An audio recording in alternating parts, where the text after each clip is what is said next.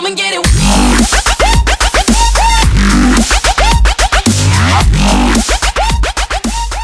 Hello everybody, what is up? Prof here, and as you can see, we're back here with some more Prof news, but today's not happy news. Okay, today is about the Apple iWatch. Alright, so as we know, the Apple iWatch recently launched, I believe last week, or is this week? I forget, I don't know. But anyways, so apparently Apple has started to reject any people trying to make fart simulation apps, which is pretty much a deal breaker for me, because I was thinking, it's like, oh man, Apple iWatch might be cool if I get an iPhone in the future, but now it's like, no, I am not buying this. No fart apps, no deal. I'm sorry, Apple, you will not have my business. Alright, so this is how the story follows.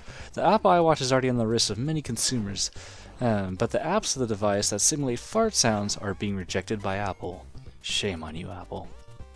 Wearers of the device who hoped the functionality of dozens of fart apps available for the iPhone would carry over to the Apple Watch will need to basically stick to their phones, not just for the time being, but forever, as Apple has taken a stance against these apps on its wearable tech.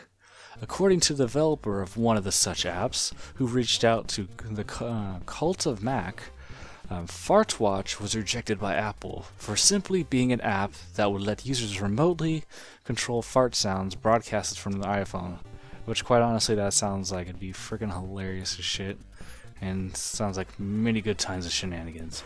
But no, Apple had to freaking take those fun times away. Alright, so in fact, one of the reasons for rejection given by Apple read, "We noticed that your Apple Watch app is primarily a fart app. We do not accept fart apps on Apple Watch."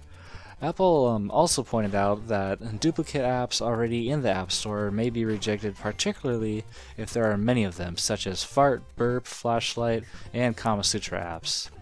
Those who remember the early days of the Apple Store know that pioneering fart apps were some of the first and most popular apps to appear on the store. Apple's already taken a stance against future fart apps on its watch, which means the young developers will need to take their talents elsewhere.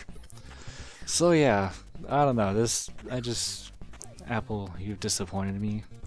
Blocking fart apps from the watch, which could have been the best part about the watch, and you've now made me never want to buy your watch again. I just can't believe this. But on a serious note, it's honestly not that big of a deal, because it's like, oh my god, I can't have a fart app on my phone? God, Apple's just a monster of a company, how dare they? I'm not paying $350 for a watch that can't have a fart app. But yeah, so yeah, it's honestly not really that big of a deal, but I honestly just thought this was actually pretty freaking funny that Apple's like, no, we are not letting you guys fill our watch with fart apps, or burp apps, or any of the such. So yeah, I'm actually kind of curious though to see, I don't know, one of these times I gotta check out, like go to the Apple Store and actually check out the Apple iWatch, because I haven't actually physically got to hold one yet, but it definitely looks really cool. I'm definitely interested in what it can actually do, and I'm really curious on how they're going to be, because they've already started developing games for it, which I'm really curious how that would work on such a small watch, but definitely sounds rather interesting. Alright folks, so that's about it. I mean, I could probably go on and ramble about this more, but it'd probably get boring.